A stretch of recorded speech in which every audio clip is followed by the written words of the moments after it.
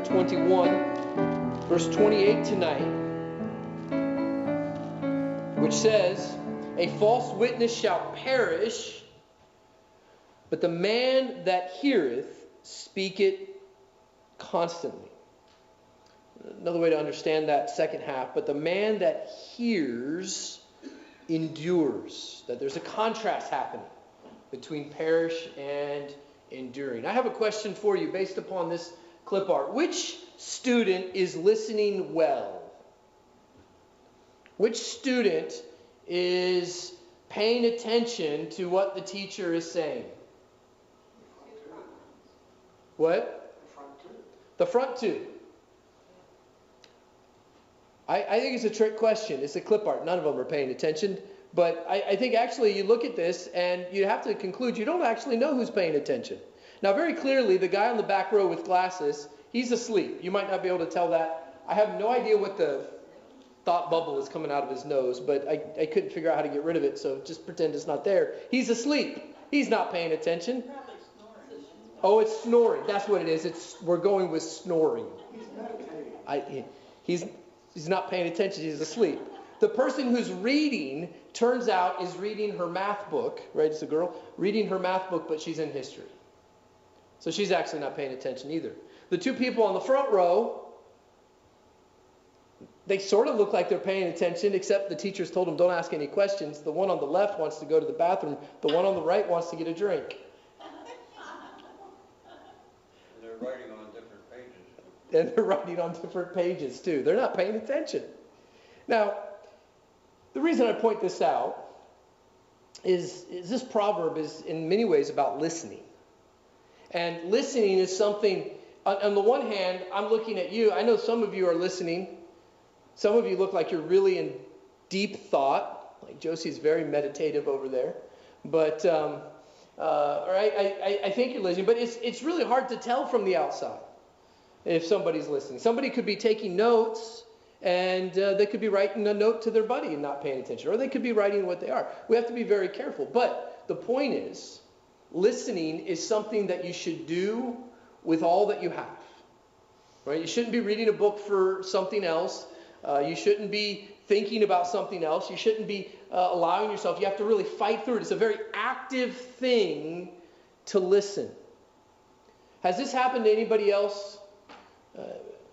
Men, has this ever happened to you? Somebody gives you instructions about where something is on a shelf, whether you're in a store or your house.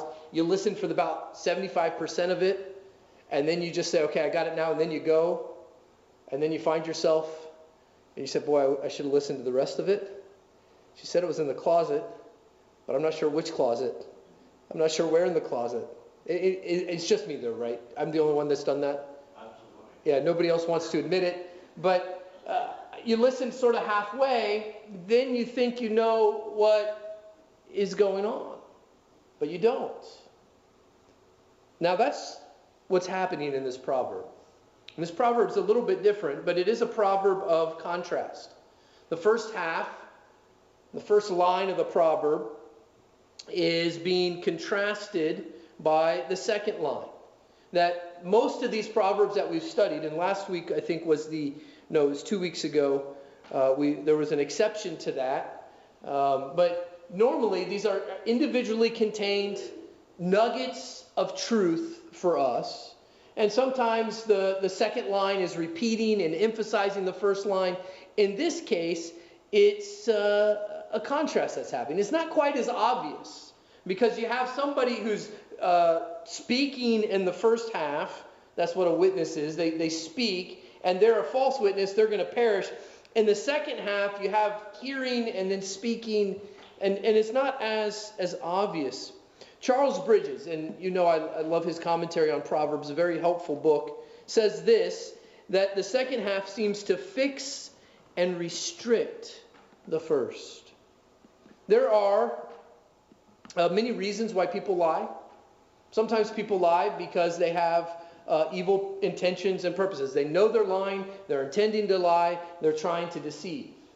Bridges points out that in this proverb, it's more like they just don't know what it means to be a true witness. In order to be a truthful witness, you must know the truth. You have to know. We're studying the book of James, and I'm toying with the idea when we get back from camp of actually preaching through James chapter 1 Sunday mornings. Most of you won't be at camp. It'll be a review for those of you who are at camp. And I'm thinking about it. Lissy's nodding her head vigorously. She wants that to happen. But you get to the end of the verse, and when we hear about the work of God's word, James tells us, therefore, I'm paraphrasing. This isn't an exact quote. I'm going to mess up my ability to quote it, but I'll review later. Be quick to do what? Be swift, be quick to hear. You have to listen first. Then the proverb talks about it's not enough to listen. Not the proverb, the book of James. It's not enough to listen. Then you have to do it. Then you have to put it in action. See, what's happening in this proverb before us, they're not being quick to hear. They're actually very quick to hear, and then they're quick to stop listening, like the people who are asking questions about something else. They don't hear all the way, but then they turn around and they say, okay, well, I know what to do. And so they're a false witness. They just they speak with no restraints. This is what I think I heard. But now I'm not going to say that. I'm going to say, well, did you hear what so-and-so said? Maybe the question we need to start asking people when they say that to us, did you hear what so-and-so said? As we try and undo the temptation of gossip. You notice what it says, a false witness shall perish. A false witness shall perish. And I've got a little ahead of myself on the slides here. A false witness often becomes so by the culpable habit of thoughtlessly repeating without examination or certain knowledge. That's what Bridges says in his commentary. That he's got the habit, and it's a culpable habit, it's a problematic habit, it's a sinful habit of thoughtlessly repeating without examination or certain knowledge.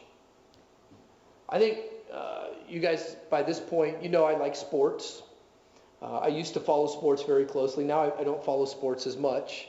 But I'll be, flipping through Facebook, and then Facebook puts an article up, and it'll say something like NBA star out indefinitely. And it's a news article. I've gotten to the point where anything I see, I am immediately skeptical of it. I don't actually believe it until I go see it verified somewhere else on multiple sites. And then you have to be careful. I was looking up something today. I found it linked on like 20 sites. They were all linking each other, it seemed. It was this vicious circle, and it's not really a good, it's not two or three witnesses if every witness is this pointing to the same witness. They're repeating what they've heard. Social media allows this type of stuff to happen.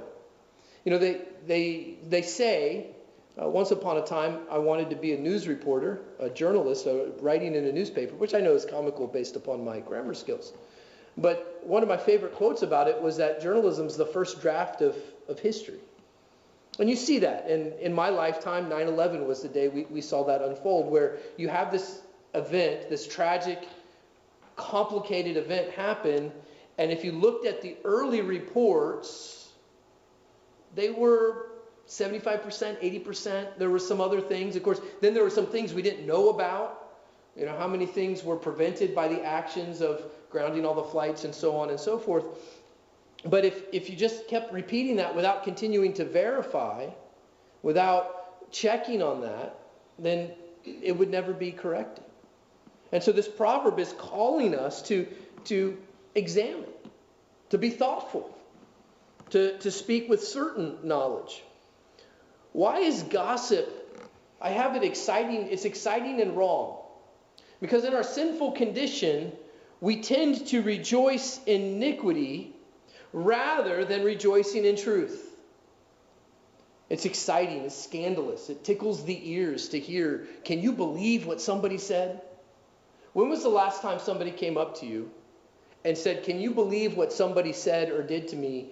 And then it was a positive thing that was said or done. I'm just really curious, does something immediately spring to mind?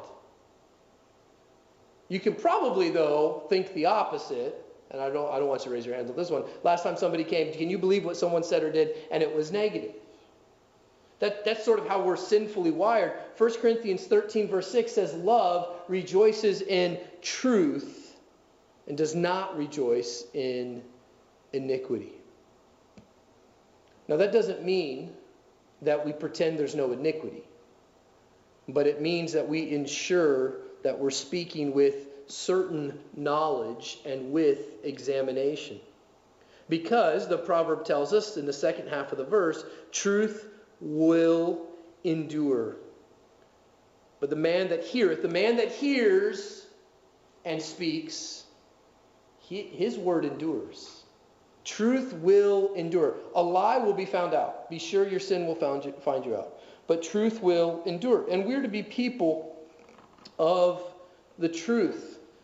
This means that careful attention must be given to truth. Now, as you think about that, remember, and I'm going to turn to Romans 3. I'm trying to sort of rushing through this, but Romans chapter 3, verse 4, which says, God forbid, yea, let God be true, but every man a liar, as it is written, that thou mightest be justified in thy sayings, and mightest overcome when thou art judged.